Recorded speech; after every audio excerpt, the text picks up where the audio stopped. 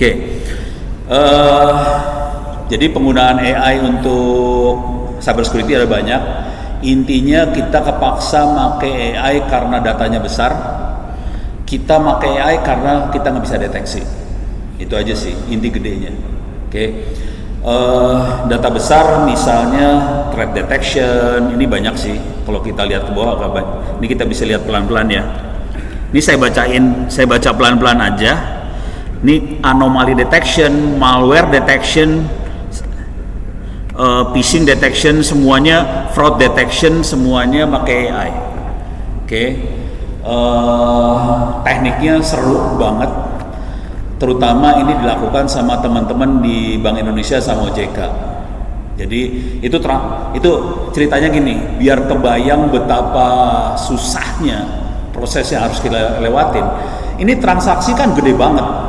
Tiap jam, tiap menit tuh transaksinya besar loh. Antar bank itu transaksinya besar. Bagaimana caranya kita bisa deteksi bahwa ini transaksi normal atau tidak normal? Dan kita harus melakukan deteksi ini dalam order menit. Ini nggak bisa dilakukan oleh manusia, asli nggak bisa manusia. Jadi akibatnya yang terjadi sama Bank Indonesia, sama OJK dan lain-lain. Jadi serangan itu bukan cuman serangan hacker, bukan orang transaksi judi online, semuanya itu transaksi gede-gede semua, banyak sekali, dan itu tidak bisa orang yang deteksi, kepaksa udah mesin yang deteksi, AI main di situ. Intinya sederhana banget sih, secara statistik kita melihat kalau transaksi normal polanya seperti ini, jadi kita ngelihat pola aja sih sebenarnya, polanya seperti ini, kemudian outliers-nya, ini minta maaf saya ngomong bahasa statistik ya, outliers-nya kan nggak normal. Nah itu mulai dibabat di outliers itu. Kita deteksi, oh ini nggak beres nih. Mulai kejadian ini terjadi sama istri saya langsung. Ya emang istri nggak langsung ya. Istrinya Ono suatu hari dia mau bayar kartu kredit. Tahu-tahu diblokir sama BCA. Terus nanya dong istri saya, kenapa ini diblokir? Bu, ini 2 hari yang lalu ada transaksi gede-gedean dari Eropa, beli barang segala macam. Transaksi masih terjadi sih, cuman BCA langsung deteksi, langsung blok, jebret. Jadi hanya 2 hari melakukan transaksi dan itu 15 juta tuh. Terus dia masih melakukan transaksi tapi BCA-nya udah pakai mesin, langsung deteksi, langsung blokir. Jadi proteksinya seperti itu, dan itu AI main banget. Kebayang ya, kalau kita tidak pakai AI, dijamin bobol. Karena orang nggak bisa ngikutin kecepatan mesin. Kira-kira gitu kunci utamanya. Oke, ini nggak akan saya terusin. Silakan nanti teman-teman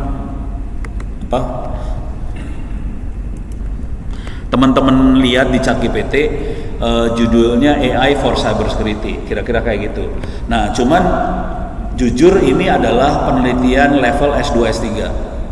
Saya kebetulan bimbing S3 AI buat cybersecurity. Intinya kita harus cari model, training model. Jadi gini, yang kebetulan yang saya bimbing langsung ya. Yang saya bimbing langsung kira-kira gini. Kalau kita mau deteksi serangan di internet hari ini susah. Karena semua trafficnya HTTPS. Kan nggak kelihatan HTTPS. Ini yang lewat tuh apa nggak bisa dilihat. Karena semuanya dienkripsi, yaitu gara-gara orang-orang sandi encrypt.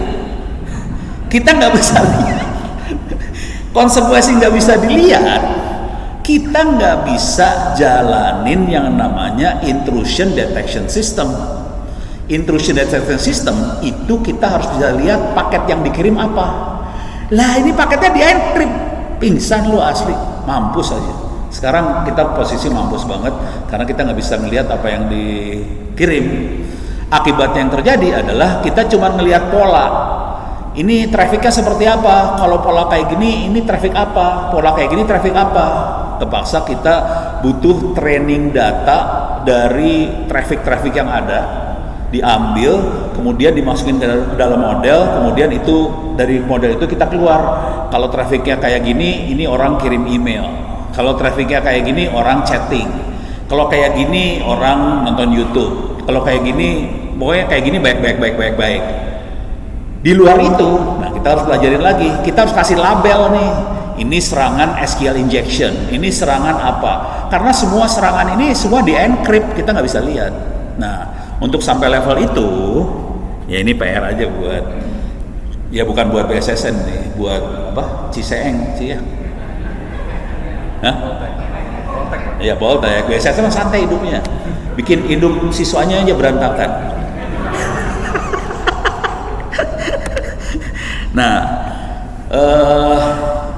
ini buat siswa ya, bisa masuk ke website ini, UNB, University of New Brunswick.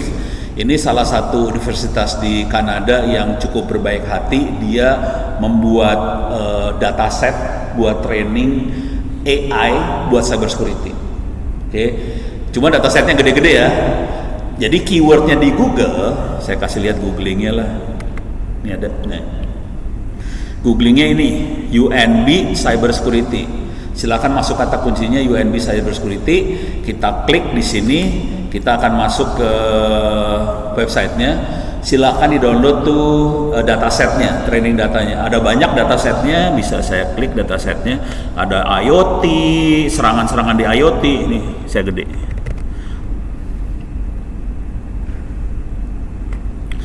Ini datasetnya ya. Ada dataset buat ChatGPT, Large Language Model, Graph IoT, Dark Web, DNS, IDS segala macam. Jadi datasetnya ada, bisa di-download, nanti kita bikin model dari situ. Datasetnya mereka cukup berbaik hati karena sudah dikasih label. Jadi enak, kalau buat bikin model udah enak, udah dilabelin. Yang susah kalau belum dikasih label, pusing kepala loh, asli pusing kalau belum dilabelin. Terus ya, cuma hati-hati aja, ngedownload ini gedenya sekitar belasan giga, jadi lumayan. Ngedownloadnya mabok-mabok nih. Terus ya, ini satu, stop sampai sini. Saya akan pindah topik ya. Jadi AI untuk cybersecurity penting banget. Hari ini udah kayak jadi nyawanya cybersecurity karena kesalahan. Karena lu pada terlalu pinter bikin sandi, kita yang puyeng. Sekarang kita bahasa kayak gini. Beres. Langsung lanjut. Sekarang topik yang keamanan AI sendiri. Bisa join ke Zoom juga ya, karena kita ada yang bergabung. Iya, makanya gue ada bisa kirimin URL Zoom-nya nggak? Teman-teman. Kirim ke email dong. Emailnya ono Indonet ID. Pas bagian ini aja. Tahu gitu saya pakai Zoom dari tadi, lebih gampang. Ntar saya ono Indonet ID ya. Coba biar saya masuk ke Zoom lah. Yang pakai Zoom kasihan jadinya yang nggak bisa lihat ono ya. Padahal ono emang tidak menarik buat dilihat.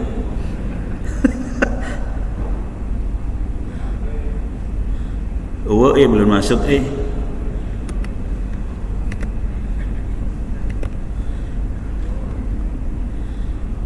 belum masuk. Oke, belum masuk sih.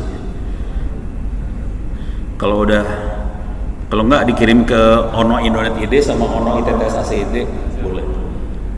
Oke. Coba saya reload dulu ya. Atau masuk ke spam kali ya. Tidak ada. Tidak ada.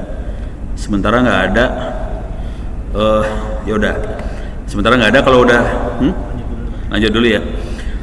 Jadi saya akan ganti topik sekarang. Bagaimana kita mengamankan AI tadi. Tadi Pak Dudi udah banyak cerita soal etika. Itu lebih ngamanin AI sih sebenarnya. Bukan AI itu cybersecurity-nya sih, ngamanin AI-nya. Ini bentuknya materi, minta maaf materi yang saya kasih ke BSSN ini bentuknya buku ya, ini buku, bukan PowerPoint. Totalnya, punten Pak Dudi. Kalau mau bisa di copy URL-nya kok, gampang ini mah. Ini lisensinya pakai lisensi Gelo lah biasa, copyleft. Bentar. Ini lisensinya tuh kan Creative Commons. Jadi copyleft, gratis. Tapi kira-kira di sini saya akan cerita tentang overview dari AI itu sendiri seperti apa, isu-isu keamanan di AI itu seperti apa, kemudian Saya akan banyak main dengan mind mapping supaya gampang visualisasi konsepnya.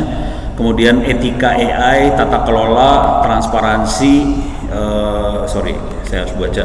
Transparansi untuk keamanan. Yang penting dari semua adalah privacy by design. Jadi memang waktu kita implementasi AI, kita memang mendesain supaya kita mengamankan privacy. Karena itu yang kunci utamanya privacy. Masalah data pribadi segala macam harus diamankan dari awal. Cuman saya mungkin nggak akan terlalu detail banget akan cerita, detailnya bisa dibaca di sini karena waktunya sempit banget. Jadi tapi mudah-mudahan ini udah kasih gambaran. Bentar. Oke, saya akan baca cepet aja. Di sini juga saya akan ceritakan bagaimana proses tahapan untuk mengamankan AI. Dari serangan cyber, kerentanan model, keamanan infrastruktur, pengumpulan data yang tidak transparan, pelacakan data, bias dalam data, regulasi. Kalau regulasi nanti berkembang, dia juga harus bisa tahan terhadap itu. Dia harus tetap comply ke regulasi, walaupun regulasinya nanti akan berkembang. Kemudian juga kita harus memastikan ada hak akses data buat si user. Karena bayangkan kalau ini ada AI, usernya ini yang paling ekstrim ya. Usernya minta data dia di take out, data dia diambil dari modelnya AI. Sistem harus mengizinkan user untuk mengambil datanya dia. Jadi nggak boleh datanya dia ada dalam model lagi. Jadi sampai kayak gitu kalau mau serius sebetulnya. Dan ini masalah besar untuk semua platform e-commerce Indonesia. User nggak bisa minta datanya dihilangin. Bakal seru nih urusannya tuh. Terus tadi yang sempat Pak Dudi sebutkan, temennya misalnya pakai ChatGPT akan ngeluarin informasi padahal informasi salah. Kelihatannya kayak bener, itu namanya halusinasi. Jadi dari sisi kebijakan kita harus bisa memastikan bahwa si mesin tidak melakukan halusinasi. Susah ini. Ini gampang, ini saya ngomongnya gampang semua ya, tapi ini ngerjainnya lumayan pening kepala. Terus ada bias. Nah, kemudian di bagian lampiran-lampiran ini ini ada beberapa lampiran. Lampirannya berbentuk coding sih. Jadi saya kasih lihat bagaimana teknik codingnya. Jadi saya kasih lihat beneran codingnya seperti apa supaya teman-teman nanti bisa mulai belajar cara codingnya. Saya kasih lihat coding icip-icip aja ya, codingnya ya. Ini contoh coding, misalnya send bias. Ini coding aja sih. Nah ini saya kasih lihat lah codingnya seperti apa. Ada codingannya. Jadi di bagian lampiran-lampiran ini saya banyak kasih coding. Beres ya. Cuman objektif kita hari ini bukan ke arah codingnya. Saya akan ngasih lihat isu besar dari keamanan di AI itu sendiri seperti apa. Nanti habis ini saya akan demokan AI itu seperti apa. Jadi bukan pakai AI ya, dalamnya AI seperti apa supaya kita bisa ngerti. Kalau kita udah ngerti dalamnya AI, kita bisa ngerti teknik nyerangnya seperti apa. Oke.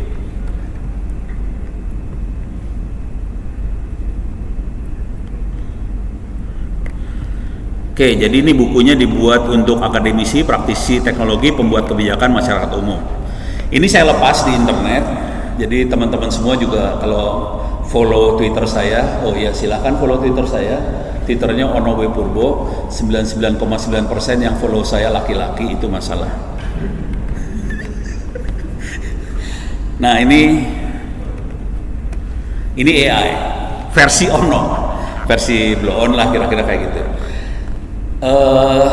Kita ngelihatnya di sebelah sini ya. Ini apa ya? Kanan kiri? Kanan ya. Dari sana kanan ya. Di sebelah kanan itu objektifnya. AI buat pimpinan, buat presiden, buat menteri, buat direktur, buat CEO segala macam. Jadi sebelah kanan ujungnya. Kalau kita lihat AI itu buat apa? Jadi mereka ngambil data dari user, dari customer, dari IoT, bisa juga dari sensor, mesin dan sebagainya. Kemudian datanya itu dimasukin sensor. Sensornya yang paling sederhana adalah Kalau di platform digital, sensornya kita bisa ngelacak histori, dia mesen apa, dia search apa, kemudian masuk database. Karena datanya besar sekali, kita nyebutnya big data, kira-kira kayak gitu. Secara teknik bisa aja berupa file teks biasa, bisa beberapa file sembarangan. Cuman kalau kita mainan AI yang enak, datanya kalau bisa sih terstruktur. Jadi kayak file Excel, itu enak prosesnya. Kalau file sembarangan lebih pening kepala prosesnya. Nah, ini semua dimasukin ke data analis, mereka program, keluar dua hal besar biasanya. Satu klasifikasi, satu dukun. Jadi AI buat perdukunan biasanya. Kalau zaman dulu kita dukun pakai menyan, sekarang dukunnya pakai data. Kira-kira kayak gitu. Contoh dukun seperti apa? Contoh dukun itu misalnya Bapak Presiden. Boleh nggak sih ngomong kayak gitu? Misalnya Pak Presiden, dia pengen ngeliat ke depan program apa yang cocok buat rakyat Indonesia, gitu ya. Caranya gimana? Dia lihat programnya cocok apa enggak? Dia lihat dari data, histori data selama ini. Rakyat ini butuhnya apa sih? Nah, itu prosesnya proses klasifikasi. Misalnya ada berapa rakyat yang miskin, ada berapa rakyat yang prasejahtera, ada berapa yang sejahtera, ada berapa yang konglomerat. Sebagai presiden biasanya cara berpikirnya gini. Ini kan parameternya banyak ya, rakyat punya parameter banyak ya, misalnya pendidikan lah, misalnya gaji, penghasilan, misalnya jumlah motor, jumlah anak, jumlah pinjaman ke bank, itu kan semua parameter. Dari parameter ini yang kalau kita ngerubah parameter A sekian persen, efeknya apa ke status si rakyat tadi? Apakah rakyat bisa berubah dari miskin ke prasejahtera? Nah, nanti kan si AI ini biasanya dipakai oleh orang-orang bagian perencanaan. Apakah itu di Bappenas, apakah itu nanti di kementerian, mereka melakukan perencanaan itu untuk ngetes, untuk simulasi. Kalau saya rubah ini, efeknya apa ke status rakyat tadi, gitu. Dengan cara itu, mereka tidak melakukan coba-coba program. Kayaknya kita harus kasih pinjaman lunak. Kayaknya kita harus kemarin Bapak Presiden bebasin, jadi utangan udah diputihkan semua. Ini kacau kan? Kalau kayaknya tuh kacau. Ini fungsi perdukunannya di AI. Dengan cara itu, dari masukan si data science ke presiden, direktur dan sebagainya, dia bisa membuat program yang cocok buat rakyat. Kalau di bahasanya orang-orang startup, platform digital, mereka akan nyebutnya ini sebagai user experience yang baik atau customer journey. Ini semuanya kalimatnya kayak gitu-gitu biar menarik, tapi sebenarnya intinya sih gitu-gitu aja sih. Beres ya? Jadi siklusnya kira-kira gitu. Serangan AI-nya ada di mana? Nih, saya kasih lihat serangan AI-nya. Ini bisa dibaca-baca lah. Tapi kira-kira serangan AI-nya saya loncat. Ini serangan AI-nya ada di sini nih. Oke. Waktu data diambil akan ada masalah transparansi. Apakah pengambilan datanya transparan?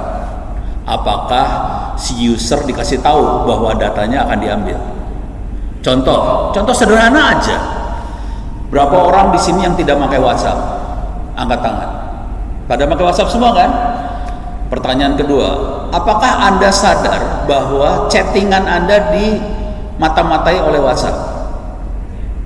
Sadar nggak sih? Tanda tangan nggak? Setuju nggak?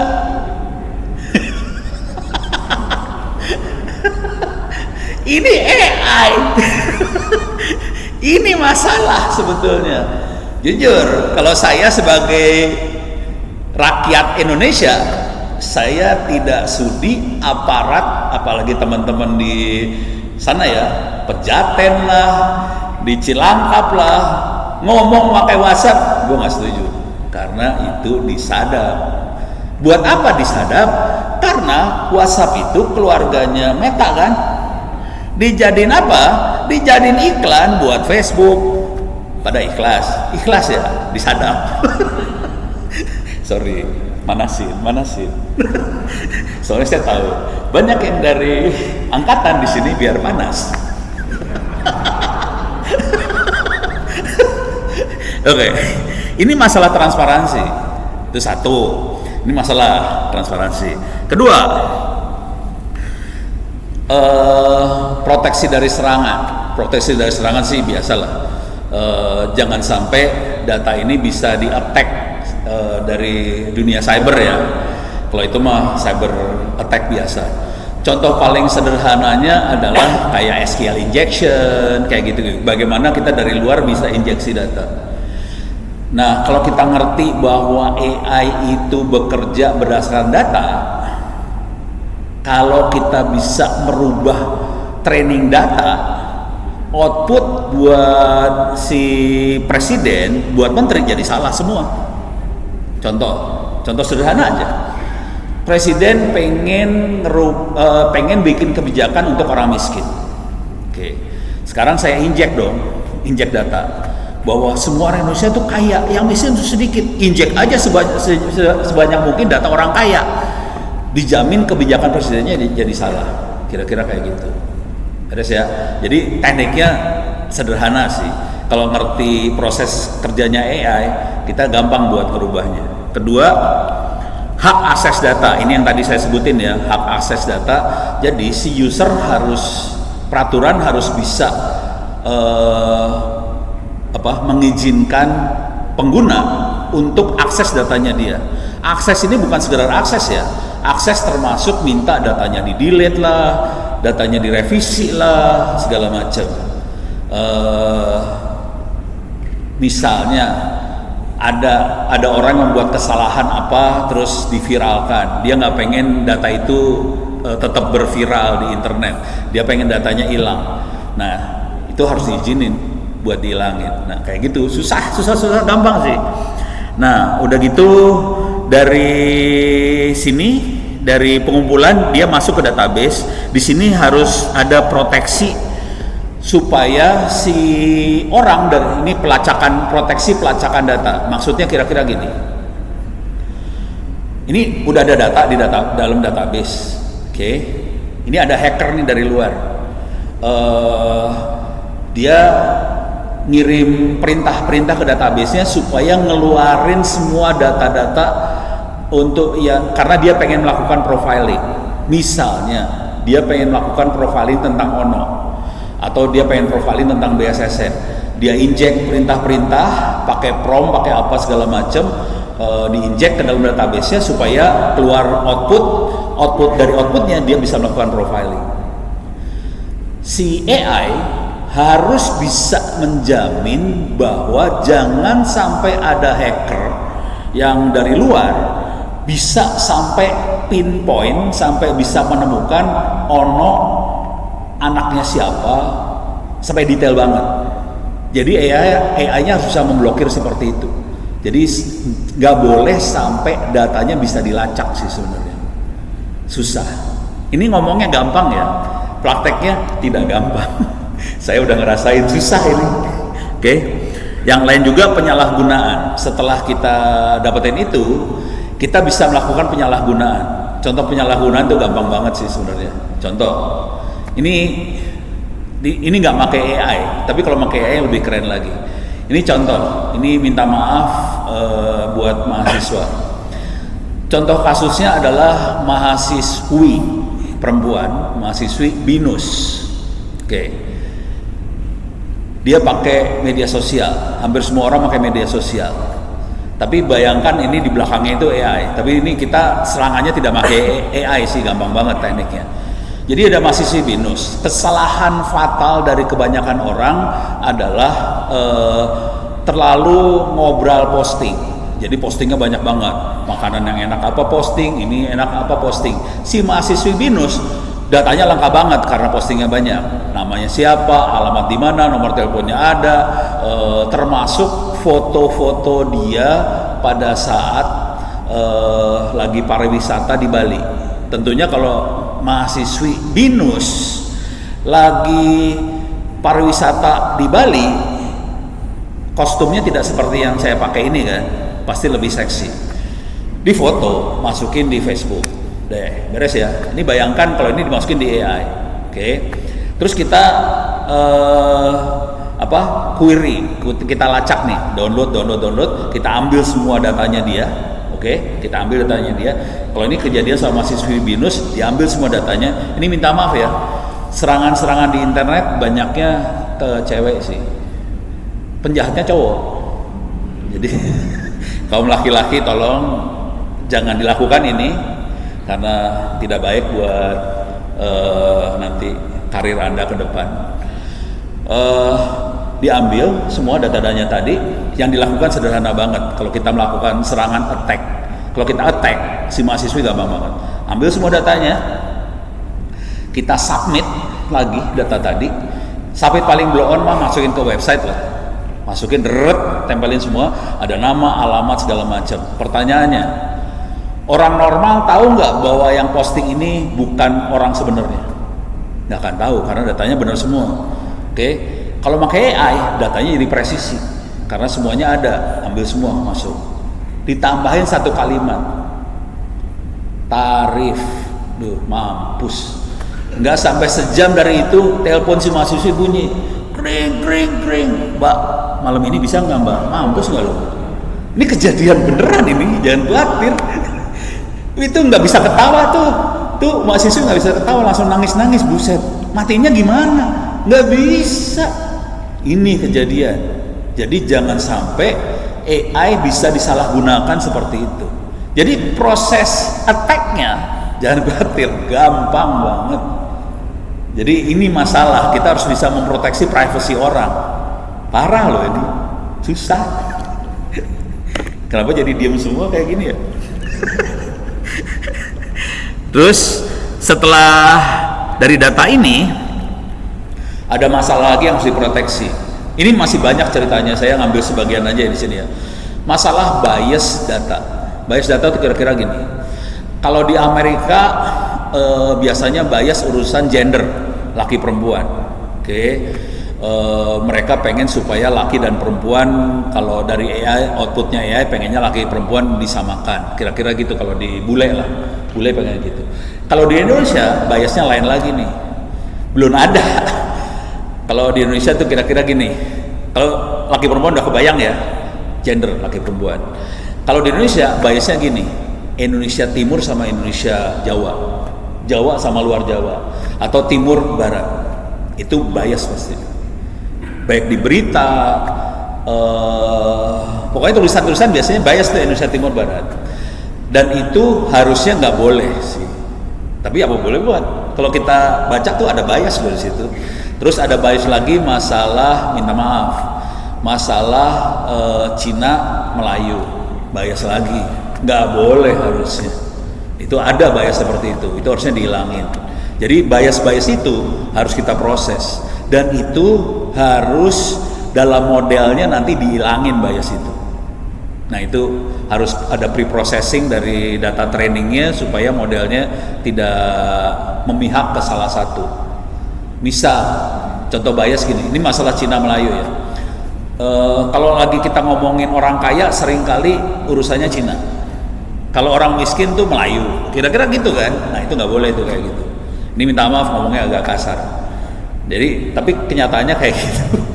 Oke, setelah masalah bias kayak gitu, mulai kita masuk ke output dari si AI-nya sendiri. Ini masalah contohnya kerentanan model. Kita nggak pengen kita modelnya nggak boleh ya rentan gitu, tidak solid, gampang di outputnya nggak terlalu bagus lah kira-kira gitu. Kalau disederhanakan, ini saya lagi cari kata-kata yang paling gampang. Kalau di dunia statistik, kalau di dunia regresi, di dunia AI sendiri, kita kenal yang namanya overfitting, gitu ya. Jadi kalau kita kasih datanya terlalu ke satu sisi, dia akan cenderung outputnya ke sisi itu terus. Jadi misalnya kita lagi ngomongin soal pembangunan di Indonesia.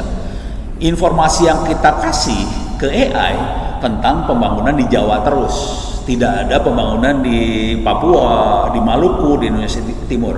Konsekuensinya pada saat ada permintaan AI, tolong gambarkan pembangunan di Papua, keluarnya pembangunan Jawa, itu kerentanan si modelnya, itu karena dari belakangnya. Jadi harus, saran saya kalau mau sampai level ini memang harus kerjain AI-nya juga, baru ngerti sih sebenarnya. Terus misalnya perkembangan si AI sendiri harus tahan terhadap perubahan regulasi. Regulasi pasti akan berubah. Nah, gimana caranya si AI itu dengan regulasi yang berubah? Walaupun regulasi itu berubah pasti untuk kebaikan ya. Jadi si AI-nya harus adaptif, harus bisa prediksi supaya kalau si regulasinya berubah dia tetap aman. Kira-kira kayak gitu sih. Oke. Akuntabilitas tuh supaya akuntabel aja sih, supaya bagus lah kira-kira. Nah tadi halusinasi saya tulis di sini juga.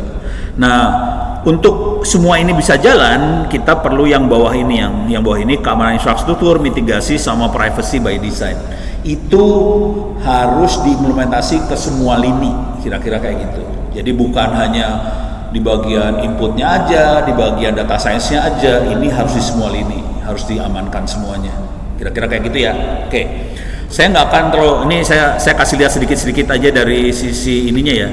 Jadi untuk tiap-tiap babnya saya berusaha kasih mind mapping supaya gampang, tanpa baca seluruhnya kita bisa baca apa yang dibahas di sini. Misalnya ini adalah masalah etika di AI, ada persetujuan yang jelas dan terinformasi, transparansi, akuntabilitas, keamanan data yang kuat, menghindari bias, penggunaan data yang terbatas, penggunaan yang bertanggung jawab, tidak eksploitatif, hak untuk dihapus dan dibatasi, pemantauan, pengawasan etika, keadilan, non-diskriminatif, privacy data, perlindungan identitas. Jadi ada poin-poin gedenya untuk masalah itu apa aja ditulis. Nanti kalau bab selanjutnya saya selalu kayak gitu ya, supaya gampang kalau pembaca. Soalnya saya kerjanya emang nulis, sebagai penulis kerasa sih kalau pembaca harus baca dari ujung ke ujung pingsan. Paling gampang dikasih aja gambar, mind mapping, jadi kita tahu oh maksudnya bab ini tentang ini gitu. Jelas ya. Jadi silahkan aja nanti, ini bukunya, bentar, ini panitia, saya udah kirim URL-nya ke panitia sih, bisa disebarin. Nah mudah-mudahan nanti semua dapat URL-nya, silahkan download. Tapi ngomong terus terang aja ya, ini belum tentu sempurna, harus diperbaiki terus. Nah mudah-mudahan teman-teman nanti bisa baca, bisa perbaikin, mudah-mudahan kita bisa bikin sesuatu yang baik untuk Republik Indonesia lah gitu. Didukung oleh teman-teman BSS-an sama Ciseeng bener tuh, Ciseeng. Gue kepalanya Cikeas mulu soalnya. Salah. Oke. Waktu saya tinggal 15 menit Bang. Alah, siap mati gue. Oke, 15 menit lagi saya tutup. Saya pindah topik lagi. Keren kan, pindah-pindah topik. Saya akan demokan AI yang sederhana. Saya punya dua versi demo sih sebenarnya. Ini yang sederhana, ada yang tidak sederhana. Yang tidak sederhana kira-kira kayak gini lah, saya kasih lihat cepet aja ya. Yang tidak sederhana saya ngoding, mana dia? Ini dia. Ini codingannya. Oh, are you still there? Yes. Ini bahasa Python beneran sih. Ini codingan ini saya pakai buat ngasih workshop teman-teman di Kementerian Koperasi sama UMKM. Mereka punya 13 juta data UMKM Indonesia dan mereka minta arahan gimana caranya analisa data ini supaya dia bisa melakukan forecasting atau prediksi dari data itu. Jadi saya pakai Python kalau yang itu. Oke. Ini contohnya, saya cepat aja ya. Di sini saya kasih contoh cepat aja. Oke, saya read data. Di sini bagian read data. Kemudian ini saya bikin modelnya. Modelnya pakai neural network, pakai TensorFlow neural network di dalamnya. Kemudian ini dihitung, diplot sampai kita bisa dapetin errornya minimal banget. Kemudian di sini saya melakukan prediksi. Ini hasilnya. Tapi kira-kira prediksi ini yang di bawah itu ini hasil lah kira-kira. Yang lagi diprediksi di sini adalah omset si UMKM. Jadi dia punya model, parameternya ada 200. Si UMKM punya 200 parameter, termasuk modal sama omset. Ada modal, ada omset, ada jumlah pegawai, ada pendidikan, ada macam-macam lah. Udah gitu, yang saya lakukan di sini adalah saya rubah parameter penggunaan digital marketing. Tadinya ada yang tidak menggunakan, ada yang menggunakan. Kalau saya rubah semuanya menggunakan digital marketing, efeknya apa? Ternyata omsetnya naik semua. Asli, omsetnya naik semua. Pas ngeliat, bener juga ya, gitu. Cuman nggak gampang juga. Kalau kita ngeliat karakternya, yang bisa pakai digital marketing biasanya modalnya kecil dan dia bisa naik omsetnya tinggi banget, tapi itu hanya bisa terjadi kalau pelaku usahanya punya pendidikan S1 ternyata. Kalau cuman SMA nggak sanggup dia melakukan digital marketing ternyata, gitu. Tapi itu bisa kelihatan dari data sih. Kalau datanya doang kita lihat kayak gitu aja nggak kelihatan. Kita harus menganalisa data itu pakai mesin baru kelihatan itu semua. Jadi itu hanya kelihatan dengan mesin sih. Kalau pakai orang susah melihatnya. Karena datanya gede banget, 13 juta. Pernah ngerasain lihat data 13 juta? Pingsan, asli pingsan. Keren, beres ya. Ini saya skip, saya tidak akan bahas terlalu dalam, saya akan masuk yang lucu aja. Sekarang ini bagian yang lucu. Oke, saya akan, ini namanya Orange, saya kasih tahu dulu lah. Ini bisa di-download di mana? Ini free, gratis, bisa di-download di sini. Silakan masuk Google, namanya Orange Data Mining. Oke, ini bisa di-download free. Oke, bentuknya grafik. Sekarang kita ngoding. Ini saya ngoding yang grafik ya. Kalau tadi Python rada horor ngodingnya, saya akan ngoding yang grafik di sini. Bentuknya kayak gini tampilannya, gampang banget. Oke, saya akan di sini sudah siap namanya dataset. Nah, untuk ngoding tinggal digeret-geret aja. Jadi saya akan geret dataset. Di sini ada dataset yang sederhana namanya Titanic. Oke, saya tanya dulu moderator. Moderator, tahu Titanic? Oke, tenggelam kan? Kayak kapal. Kapal pesiar. Kapal pesiar. Pokoknya kapal gede ya. Tenggelam kan? Udah tahu jumlah penumpangnya berapa? Mampus lu. Nggak tahu. Banyak. Ya kayak orang Papua kalau ditanya berapa banyak. Oke. Ini saya kasih tahu. Ini ada penumpang Titanic nih. Oke. Ini data penumpang Titanic. Ini datanya saya lagi masukin dataset. Sekarang saya pengen lihat datanya. Cara ngelihatnya gampang. Ini ada widget data table. Saya geret. Set. Ini Ono lagi programming ya. Udah pernah lihat programming? Enak kan programming? Enak programming. Oke. Saya akan pengen lihat caranya ngelihat gimana. Sambungin aja. Klik ini geret, jebret, lepas. Beres. Ini datanya. Nah, beres kan? Totalnya ada 2.201 orang di Titanic itu. Oke.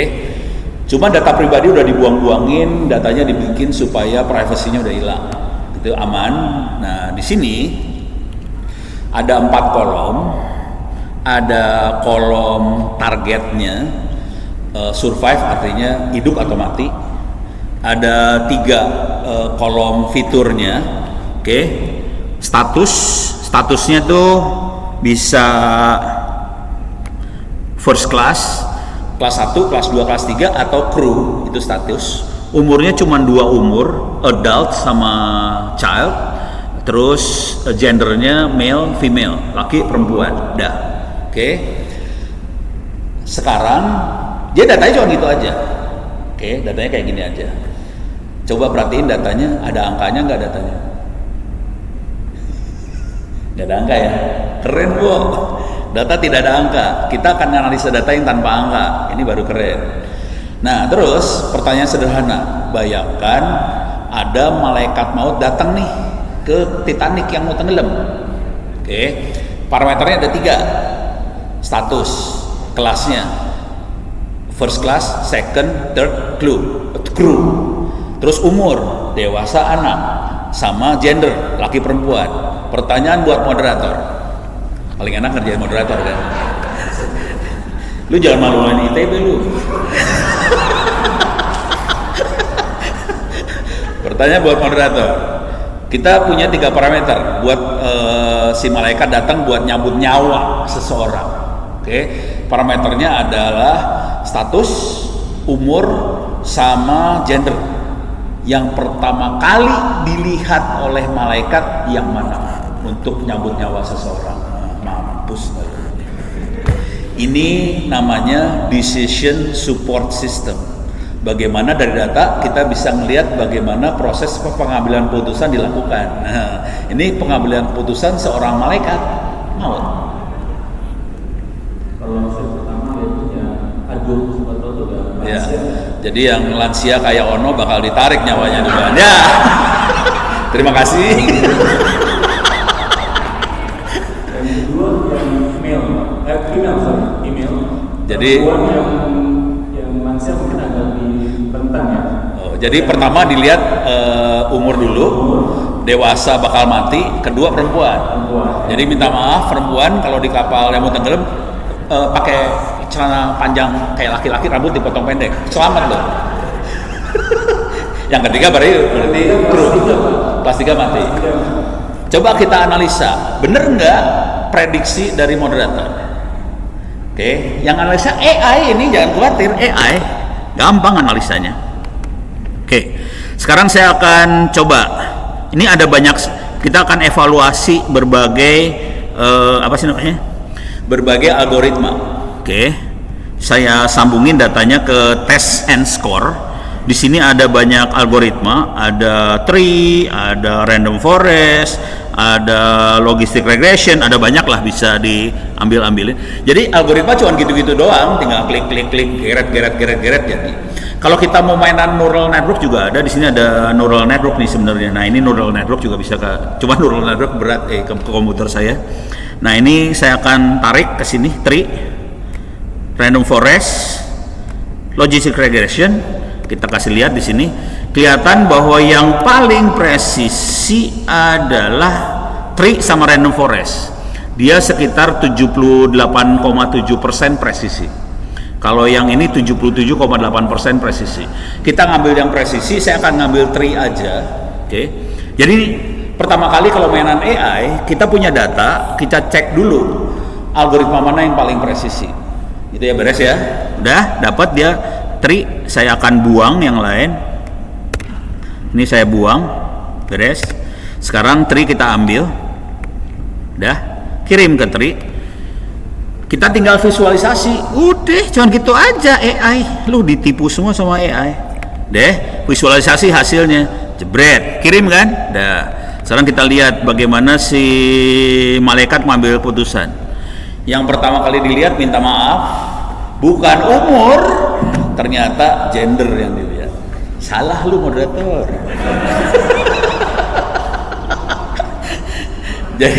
jadi yang dilihat gender, dan yang akan hidup itu yang warnanya merahnya lebih terang, yang akan hidup perempuan duluan. Laki mati lu. Beres ya? Iya, Pak. Bingung ya? Keren kan? Tapi untuk ngerti ini harus nonton film Titanic dulu, baru tahu ceritanya. Saya lanjutin dulu ya bentar ya. Naikin lagi. Nanti setelah di perempuan yang dilihat adalah status yang kedua. Yang kedua status, kalau dia kelas 3 mati. Kalau dia kelas 1, 2 sama kru hidup. Kalau laki-laki perilakunya lain. Jadi laki-laki akan dilihat umur. Jadi kalau Ono mati. Kalau orang anak-anak hidup, kira-kira kayak gitu. Beres ya? Ini adalah hasil analisa AI. Gitu. Keren kan? Kalau melihat datanya kan salah langsung. Ini banyak banget teknik-teknik analisa data. Kita bisa dapetin insight dari data dari mesin. Kira-kira kayak gitu. Tapi ini bisa diserang, kita data trainingnya kita hancurin, ya kacau ceritanya. Gitu ya. Saya mungkin waktunya tinggal dikit, karena waktu tinggal dikit saya kasih lihat dulu sedikit aja. Saya mau bukan donasi ya, menghibahkan perpustakaan saya. Ini ada harddisknya di atas meja 500 giga. Ini dalamnya ada buku-buku salah. Oh kan. Saya masuk ke library 2, dalam sini ada buku. Mau AI atau mau di sini saya bacain aja ya folder-foldernya ya.